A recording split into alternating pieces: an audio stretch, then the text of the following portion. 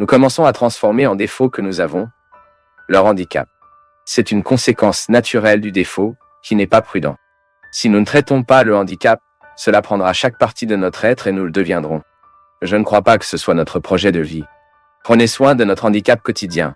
Regardez ce qui est en nous aujourd'hui et ayez du courage. Sous la grâce, sous l'aide de Dieu, nous changeons. Père Fabio, j'en commence un autre. Viens à la fin de la journée, et j'ai fini. Et avec la maison tout en désordre. Je suis à la retraite. Je prie le 3e de la guérison et de la libération. Je suis retourné à la messe. Je cherche le chemin. Une façon de suivre, mais il y a un moment où cela me frappe un grand découragement. J'essaie de faire des choses pour que Dieu ne soit pas triste avec moi. Comment gérer la question du temps et du découragement? Deux questions très liées, non? L'organisation du temps et la dynamique pour pouvoir faire fonctionner cette foi. Je le dis toujours, Marlène. Si vous êtes à la retraite, il est naturel que vous ayez beaucoup de temps disponible et risquez de ne pas savoir comment occuper cette foi. Pourquoi? Parce que lorsque la personne perd les activités qu'il avait, il couvre le risque de ne pas savoir comment s'organiser à partir de cette nouvelle phase de vie. Vous devez donc avoir beaucoup de sagesse. Et cette sagesse, elle vient précisément de l'exercice. Il n'y a aucun moyen de lire un livre pour organiser le temps. Vous devez voir votre journée, la regarder, ce qui est important que vous faites, et vous fixer des objectifs. En fait, c'est très important pour chaque âgé. Je dis toujours à ma mère, ayez une routine, Donna Anna, car sinon la tête devient mauvaise. Gardez toujours le médicament au même endroit. Essayez d'avoir la discipline de faire les choses toujours en même temps, car elle sera incorporée dans la dynamique du jour et la dynamique de cette nouvelle phase de vie, où vous n'avez pas autant d'attributions. Mais souvent, je ne profite pas du temps. Donc tu vois, quand je ne sais pas comment gérer mon temps, je risque d'atteindre la fin de la journée avec ce sentiment d'échec. Mon Dieu, j'aurais pu le faire et je ne l'ai pas fait. Mon Dieu, je pourrais voir comment une chose est allumée directement liée à l'autre.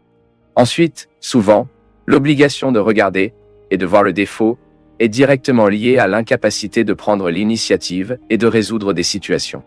Alors faites un exercice très simple, Donna Robin. Tous les jours. Fixez vos objectifs. Donc, jusqu'au matin, je veux laisser ce coin de ma maison propre et vous consacrer à cela. Ne gaspillez pas la résistance. Allez-y, allez organiser. Et il y a autre chose. Vous n'avez pas besoin d'être stressé parce que vous ne pouviez pas tout faire. Pour cela, vous avez tout le temps dans le monde.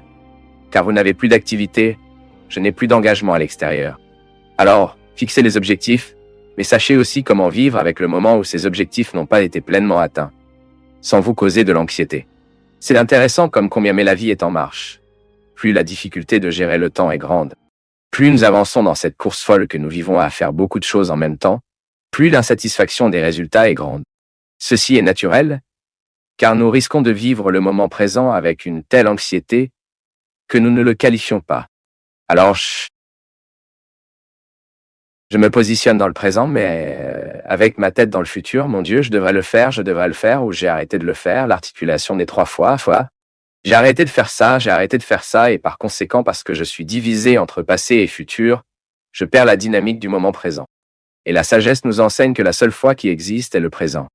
Mais malheureusement, nous nous sommes perdus en ces temps imaginaires. Dans l'un qui est la mémoire, parce que le passé est un souvenir en nous, et dans l'autre, parce que c'est une perspective. Ainsi, lorsque l'être humain ne peut pas se positionner entre la mémoire et les perspectives, il perd le tramway de l'histoire. Et souvent, parfois, je suis là, regardez, pour faire ce dont j'ai besoin. Mais ma tête est tellement peuplée de souvenirs et de perspectives, c'est-à-dire passé, présent, que je ne peux pas faire ce que je dois faire. Et cela, mon peuple, est une de nos caractéristiques, est une caractéristique de l'homme contemporain, de l'être humain contemporain, qui est immergé dans un monde absolument rapide, avec beaucoup d'informations, avec de nombreuses attractions, avec de nombreux stimuli. C'est très difficile, parfois même repos. Pourquoi ne dormions-nous pas souvent bien? Parce que nous sommes pleins de souvenirs et pleins de perspectives. Lorsque nous allons au lit, nous avons la difficulté de vivre le moment présent, ce qui est le repos. Nous avons donc la difficulté de briser pour le pouvoir de la mémoire et le pouvoir des perspectives. Nous ne pouvons pas plonger dans le moment présent, et ensuite nous ne pouvons pas nous reposer.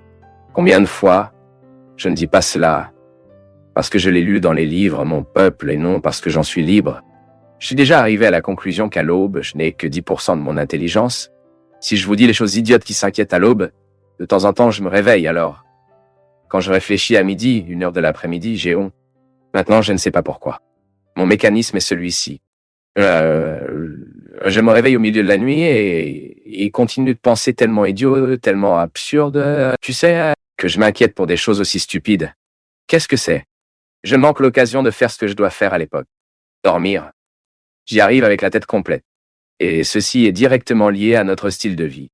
Nous devons donc souvent désactiver les technologies. Nous devons nous donner un peu plus de temps pour notre repos. Entrez dans la pièce. Vous n'avez pas à appeler cette télévision tout le temps. Vivez un peu plus avec le silence. Avant de vous coucher, prenez un livre. Le livre est une thérapie pour que vous puissiez vous reposer, vous distraire un peu, vous déconnecter de ce contexte lourd que parfois vous avez passé toute la journée, vous entrez dans l'histoire de ce livre. C'est comme si vous pouviez purifier tout ce qui pesait à votre sujeté. La prière est le moment où nous allons purifier tout ce qui nous en est à d'ébriété tout au long de la journée. Je ne peux pas dormir avec les toxines de la journée et les mots qui me blessent, avec les mauvaises choses que j'ai entendues, avec tout ce qui était ennuyé, ce n'est pas petite. La vie de nous a de nombreux ennuis tout le temps. Et puis, nous constaterons que si nous faisons de l'exercice dans ces techniques disciplinaires, et que la prière est également une technique disciplinaire, nous apprenons à mettre le temps à leur endroit approprié. Une chose est sûre. Ceux qui insistent pour apporter le passé et l'avenir au présent, et être trempés dans ce mélange, auront du mal à articuler la vie avec la vie elle-même. Merci pour l'opportunité d'être avec vous une fois de plus et de partager notre vie. De faire de ce moment un moment de réunion. Le programme de direction spirituelle est pour moi une merveilleuse occasion de toucher les réalités humaines qui font partie du contexte de ma réflexion chrétienne. Je suis très heureux de l'opportunité d'être ici et de savoir que vous êtes en communion avec moi. Merci beaucoup. Et aujourd'hui, je veux commencer le programme avec un poème. En fait, le poète est cet être attribué à la sensibilité, se présente en 4 fois en ligne. Lorsque Dieu distribue la sensibilité et regarde ce que nous voyons chaque jour d'une manière nouvelle. Mais ici, il est très concrétif pour comprendre les carences humaines. Les handicapés sont celui qui ne peut pas modifier la vie, acceptant les impositions des autres ou la société dans laquelle il vit, sans être conscient qu'il possède son destin. Le fou est tous ceux qui ne cherchent pas à être satisfaits de ce qu'il a. L'aveugle est celui qui ne voit pas son voisin mourir de froid, affamé, de misère. C'est lui qui n'a que ses simples problèmes et ses petites douleurs. Les sourds sont celui qui n'a pas le temps d'entendre l'éclat d'un ami, l'appel d'un frère, car il se dépêche toujours de son travail et veut obtenir de l'argent à la fin du mois. Je change. Paralytique est celui qui ne peut pas marcher vers ceux qui ont besoin de leur aide. Le diabétique est celui qui ne peut pas être doux, et le nain est celui qui ne laisse pas l'amour grandir. Mais enfin, le pire de toutes les lacunes est d'être misérable, car les misérables sont tous ceux qui ne peuvent pas se parler à Dieu. Et la vérité, nous continuons à penser que nos handicaps... Je me souviens, mon peuple, j'avais un rendez-vous avec une personne qui a beaucoup déménagé avec moi. Elle était encore fragile. Elle ne l'a pas encore. Elle n'était pas encore prêtre. Et je me souviens que cette fille avait de nombreux handicaps physiques. Et j'étais très effrayé quand j'étais devant elle. Et avec un sourire là-bas dans ce fauteuil roulant, ses jambes complètement tordues, ses bras rabougris. Et elle me regarde. Elle m'a dit quelque chose elle a dit comme ça, m'a dit « Plaisir de vous rencontrer, non ?» Et je suis très heureux. Parce que vous voyez mes plus grands défauts. Donc il n'y a aucun moyen de vous cacher. Et j'ai été très touché. Parce que c'est comme ça, non? Parfois, nous trouvons des gens si beaux, si apparemment, du point de vue esthétique, si impeccables, non? Et puis lorsque vous commencerez à vivre, vous constaterez qu'il y a tellement de laideur là-bas. Je joue toujours, bien que dans la vie, nous devons être plus beaux. Et quand je dis que nous devons être plus beaux, je parle de la beauté totale. J'ai vu et trouvé tellement de gens que du point de vue esthétique, il y a tellement d'imperfections, mais en même temps, et nous apprenons à faire face à ces déficiences de nous ici. Celles-ci que le poète dit bien de folie, de cécité, de surdité. Tant. Il y a tellement de lacunes que nous avons dans la vie, vraiment parfois nous sommes aveugles, nous ne pouvons pas voir la personne sur le côté, besoin de nous. Mudés. Nous ne pouvons pas faire germer le mot que nous devons vraiment dire. À quel point c'est difficile, parfois nous faisons la demande de pardon, non? Il se peut que vous viviez ceci aujourd'hui, la difficulté de le mettre, faisant provoquer la racine de cri provoquant ce mot. Me pardonne. Tant de changements, mon peuple, quand nous avons le courage de dire cela. Lorsque vous sortez de votre chambre, promenez-vous cette courte distance de votre maison qui se sépare de votre frère. Promenez ce petit couloir qui sépare votre chambre de la chambre de votre mère.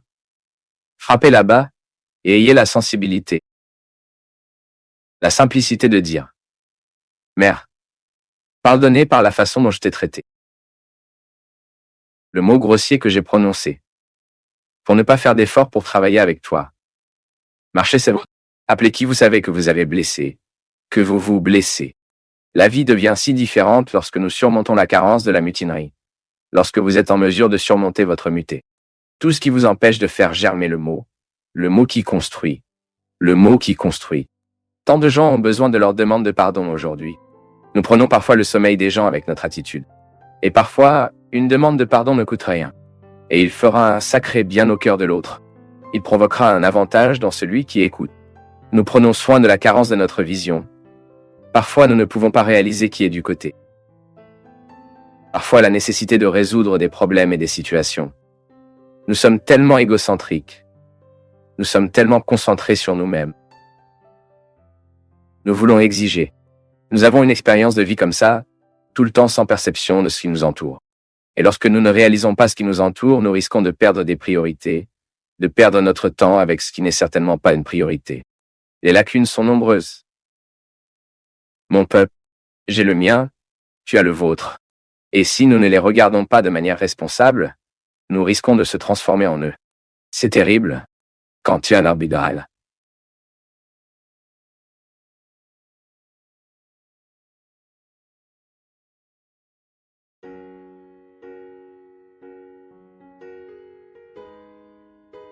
Après tout, chaque fois que nous accordons à l'autre une autorité de nous dire quelque chose, des conseils, un mot qui nous aide à refléter qui nous sommes, un lien d'amitié est établi. La Sainte Écriture nous montre très précisément que le véritable ami est celui qui nous mène dans le sens du bien. Plusieurs textes ecclésiastiques, vous avez également dans les lettres de Paul, il parlant de l'amitié qu'il a nourrie pour les gens qui l'ont envoyé au cœur de Dieu, et la vérité. Un vrai ami. Un vrai ami est celui qui fait un lien entre nous et ce Dieu veut que nous soyons. Parce que parfois nous avons de nombreux compagnons pour la vie, les entreprises quotidiennes, les gens que nous trouvons, avec qui nous parlons tout le temps. Aujourd'hui, nous avons 1000 ressources qui nous laissent en contact les uns avec les autres. De quoi parlons-nous? Qui sont les gens qui suscitent réellement en nous le désir de surmonter les apparences? Parce que c'est si nécessaire, mon peuple. Nous cassons cette coquille qui nous expose tant de fois au monde et n'a parfois rien à voir avec ce que nous sommes. Toi-même, tant de fois vous avez une armure que vous offrez à l'autre mais pas encore vous. Pas encore et toi? C'est juste une marge de ce que vous êtes. Ce qui existe là-bas dans le plus profond de votre être, quelques-uns que vous avez révélés, ou pour beaucoup de gens, n'ont été révélés à personne d'autre. C'est ce que Jésus a fait. Jésus a brisé toute la puissance de masque, tout le pouvoir des apparences, car il était intéressé à provoquer des gens, afin qu'ils puissent vivre leur vérité personnelle. Et donc Jésus a toujours marché avec un groupe d'amis parce qu'il savait qu'en plus d'offrir son cœur miséricordieux, il pouvait se laver dans l'autre toutes ses iniquités, tous les poids du passé, il avait toujours un groupe d'amis qui pouvait aider celui qui venait d'arriver. Un vrai ami est celui qui a cette clé et sait comment utiliser bien la clé. Que si vous devez vous demander aujourd'hui, quelle personne exerce réellement ce pouvoir d'autorité à votre sujet? Qui écoutez-vous? Qui obéissez-vous? Pas dans le sens de respecter l'ordre, mais d'écouter les uns les autres. Parce que l'obéissance est cela. Nous avons l'occasion d'entendre accompagner. L'obéissance est un droit. Ce n'est pas un devoir. Je n'ai aucune obligation et le devoir d'être obéissant. J'ai le droit. C'est positif. J'écoute quelqu'un de ma vie. Je discute avec quelqu'un les décisions les plus difficiles que je dois prendre. D'avoir une oreille qui m'écoute et m'aide à prendre une décision plus précise, plus saine. C'est l'obéissance. Je fais de l'exercice à côté de quelqu'un d'autre. L'écoute, l'amitié est un processus qui nous enrichit beaucoup. Parce que nous avons l'occasion d'entendre les uns avec les autres ce que nous ne savons pas toujours écouter seuls. L'autre nous aide à décoder la réalité, la situation. Et parfois nous sommes tellement perdus dans la vie parce que nous devons entendre ce que la vie elle-même nous dit. Trop précipité, courir beaucoup, avec autant de tâches, avec tant d'urgence. Nous manquons de cette délicatesse de l'arrêt, d'écoute de ceux qui nous aiment, ou même du courage de refléter notre vie accompagnée. Que nous devons refléter seuls, c'est tout le temps. Chaque fois que je suis seul, ma vie passe par ma tête, mes choix. À partir du moment maintenant Qui avons-nous le courage de parler de ce qui est le plus caché en nous? Cela peut sembler étrange. Il y a des moments où vous réalisez soudainement que la réalisation de ce rêve s'est accélérée dans votre vie. Tout était favorable, mais il y a des moments où cela se tient vite. Et puis vous avez la patience pour que la réalisation des rêves soit possible à ce moment. Combien d'enfants sont guéris lorsque nous les regardons et nous demandons ce qui compte vraiment, ce qu'ils aiment et ce qu'ils aimeraient faire leur vie. Et vous grandissez aussi quand c'est quelque chose que vous ne voulez pas être. Et vous, dans un exercice d'amour, êtes capable de comprendre ce que l'autre aime autant. La stabilité peut représenter une bonne chose dans la tête de nos parents, qui veulent nous voir stabilisés. Est-il naturel pour vous de vouloir que votre fils se stabilise, mais cette stabilité, si elle le coûte, en vaut la peine? Si vous atteignez cette stabilité, vous devrez tuer tous les rêves que vous avez en vous. Est-ce juste? Tout comme j'ai vu beaucoup de gens assister parce que le père était avocat et a suivi la tradition, même si cela ne l'a pas fait. Combien de personnes que j'ai trouvées étudiant le droit, non pas parce qu'elles voulaient être des avocats, mais parce qu'ils voulaient fournir un concours pour un service public. Et puis vous avez demandé, mais vous identifiez-vous à la fonction publique? Non, c'est juste pour la stabilité. Cela peut sembler cool aux yeux de certains, mais c'est une véritable absurdité aux yeux de ceux qui veulent vraiment vivre leur vérité personnelle. Laissez la vérité sortir. Parfois vous êtes dans l'empressement à faire obéir votre enfant, vous dictez une règle qui ne passe pas en l'écoutant. Il le fera, prêt, et terminé. Écoutez le cœur de votre enfant. Osez savoir quelles sont leurs compétences. Est-ce juste parce que nous désirons, avec toute la force de nos cœurs d'après notre compréhension, contrôler la vie de ceux que nous aimons, parce que nous pensons que le contrôle est à aimer? Est-ce juste, au nom de ce contrôle, nous condamnons nos enfants à une stabilité qui ne fonctionne pas, qui n'est pas heureuse? Les fausses réponses ne nous accomplissent pas. Pouvez-vous réaliser votre père, votre mère, mais pensez-vous qu'il est juste de compromettre votre vie pour plaire à quelqu'un? N'est-ce pas évangélique? Obéir signifie écouter les uns les autres. Et pas seulement écouter les uns les autres. Écouter avec lui. Et il se peut que cette partie qui doit obéir, lorsqu'il écoute celui qui propose ce qui doit être obéi, arrive à la conclusion que la clarification, la lucidité, est dans la partie la plus fragile. Nous serons des autorités plus qualifiées si nous développons ou affectons notre sensibilité pour nous écouter les uns les autres ce qui doit être entendu. Tout comme je ne peux pas non plus vivre mes questions en solitude, j'écoute toujours quelqu'un à mes côtés. Nous quittons notre monde. Blessons ce que nous sommes habitués pour faire un pas les uns avec les autres, se tenant toujours la main. Parce que nous n'avons jamais manqué, mon peuple. Quand nous allons de pair, nous n'avons jamais manqué lorsque nous nous accrochons à ceux que nous aimons. N'est-il pas juste pour vous de lui imposer un fardeau que Dieu n'impose pas? Dieu a mis en lui une façon d'être, une façon de vivre, de penser, de ressentir. Nous devons avoir du respect pour l'autre. Cela marche avec lui? Bien sûr. Je ne vous dis pas de renoncer à l'autorité que vous avez, au contraire. La véritable autorité est celle qui nous fait entendre les uns avec les autres. C'est celui qui nous fait réfléchir les uns avec les autres, se sentir les uns avec les autres. Nous serons mieux, beaucoup mieux, une bien meilleure autorité. Si nous apprenons à nous écouter, Dieu a la possibilité de nous parler. Oui, parce que Dieu nous parle lorsque notre vérité apparaît, lorsque nous n'avons pas peur de la question qui doit être posée. Ne les fuyez pas. C'est bien, quand nous avons l'occasion d'entendre quelque chose qui nous désinstalle, nous entendons beaucoup de choses chaque jour, mais soudain, vous vous rendez compte que ce mot, il s'inscrit en vous et commence à provoquer un bon trouble. C'est la révolution que le verbe peut faire dans nos vies. Oui, parce que la similitude de la vie est précisément dans la même pièce tout le temps. Il se peut que nous nous habituions à certaines pièces de nos vies et que nous y passons une vie croyant que notre maison se compose de ces chambres. Dans la vie émotionnelle, c'est comme ça. Dans la vie intellectuelle, nous quittons notre zone de confort et nous sommes dans cet intervalle, vivant cette désinstallation, une non-installée, qui est si positive dans la vie de ceux qui veulent grandir. Ainsi, une question bien faite.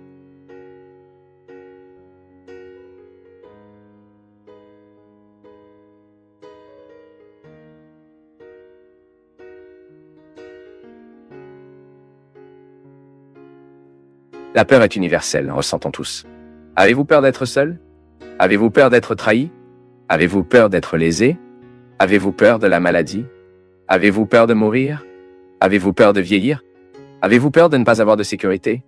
Vous en faites l'expérience dans votre chair. Vous vous sentez dans votre âme lorsque la douleur plonge en vous et que vous devez crier pour quelqu'un parce que vous ne réalisez pas que la vie seule n'est pas supportable. Et vous devez regarder de côté. Et vous devez découvrir quelqu'un annonçant à ceux que la force de Dieu est disponible, que nous ne sommes pas nés pour l'échec, que d'être heureux est urgent. Et vous pouvez être sûr que dans la paresse, vous n'y arrivez pas. Cela prend l'engagement. Mon peuple, la peur commence à diminuer le moment où nous regardons dans les yeux. Si vous êtes perdu dans la foule, ce qui vous fait le plus peur, c'est que vous ne jetez pas de look ou vous réparez le vôtre. La psychologie nous enseigne que lorsque nous regardons de la bonne manière, la croyance en nous-mêmes grandit en nous. Le look est le lieu de notre sécurité. Au moment de notre peur, si nous n'avons pas quelqu'un qui nous aime à nos côtés, si nous n'avons pas un coup d'œil à nous installer, tout est plus lourd. Tout est plus difficile. Vous devez vous souvenir des moments où la vie était lourde pour vous. Et à ce moment-là, dans la nouvelle de cette mort, dans la nouvelle de cette tragédie, cet échec, ce que vous vouliez le plus, c'était quelqu'un que vous pouviez mettre dans vos yeux. Si vous êtes soudainement lent et que vous avez peur, quelqu'un tient la main et dit « Ne vous inquiétez pas, je serai à vos côtés. » Alors vous parlez, mais vous n'avez pas à y aller. Elle dit « Je dois y aller, mais j'ai décidé que je serai avec toi. » La peur a diminué, est entrée dans votre temps. Vous avez vu comme vous êtes. Mais vous savez par expérience qu'au moment de votre changement, si vous avez quelqu'un qui vous tient la main, si vous avez quelqu'un qui vous regarde dans les yeux, échanger avec vous, il est plus facile de réduire la peur de ne pas être reconnu, la peur de ne pas se l'air dans cet échec.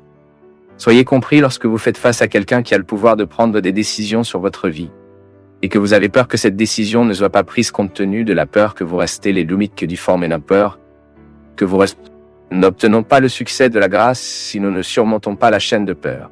Pourquoi cultiver des échecs? Investir en vous. C'était de nouveau que vous avez été conçu. L'investissement personnel que vous faites au moment où vous ne vous habituez pas au pilier tordu que vous avez construit, que vous avez peur de détruire parce que vous pensez qu'il tombera. Lorsque vous vous habituez à être une maison, non. Regardez le projet initial que Dieu a réalisé. Ce n'est rien que Dieu a conçu pour vous. Vos limites ne peuvent-elles pas être entravées pour que vous atteigniez la fin de cette construction? Ne pensait-il pas petit? L'âme, l'humilité doit nous rendre petits. Mais ne pouvons-nous pas être petits devant Dieu? Et ne réalise-t-il cette grandeur que par la puissance de l'humilité? Méfiez-vous de ce que vous choisissez comme réalité de valeur dans votre vie. Méfiez-vous des décisions que vous prenez. Méfiez-vous des réponses que vous donnez au monde. Méfiez-vous des réponses que vous donnez à la réalité. Ceux qui ont besoin de savoir comment choisir la justice, la vérité, l'honnêteté.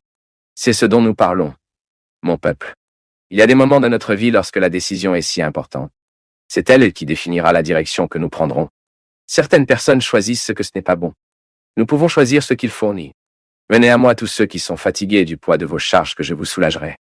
Et ne demandez pas au grand architecte de faire des modifications des plantes pour simplifier. Non, demandez-lui les forces à agir de la bonne façon de se rendre à l'endroit. Pouvez-vous abattre les murs? Non, c'est qu'on croiront. Priez. Hurle sur son bord. Insistez. Criez combien vous pouvez même secouer les structures de ce mur qui vous empêchent. N'ayez pas peur du processus. N'ayez pas peur du projet initial. Courir après lui. Courir derrière ce qui est honnête, ce qui est pur. Et vous n'aurez pas une autre destination, si pas se le rendre pur non plus. Purifiez progressivement votre vie, votre cœur de ces excès, qui sont remplis de peur. J'ai peur d'y arriver. Donc parce que j'ai peur d'y arriver, m'assois et je suis désolé pour toute ma vie. Eh mon Dieu. Mais c'est à 100 km d'ici.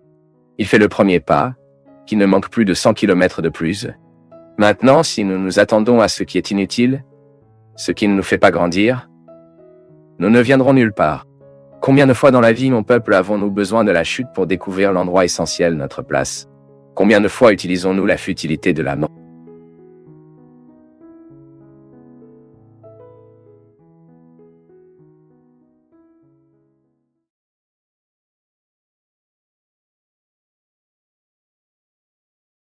Ce que tu viens de regarder n'était pas juste une vidéo, c'était un exercice de présence. Si tu es resté jusqu'ici, c'est qu'il y a quelque chose en toi qui est plus éveillé. Commente ce qui t'a le plus marqué, ce qui est resté avec toi, et partage avec quelqu'un qui apprécie aussi ce genre de conversation. Merci, une grande accolade, et à très bientôt.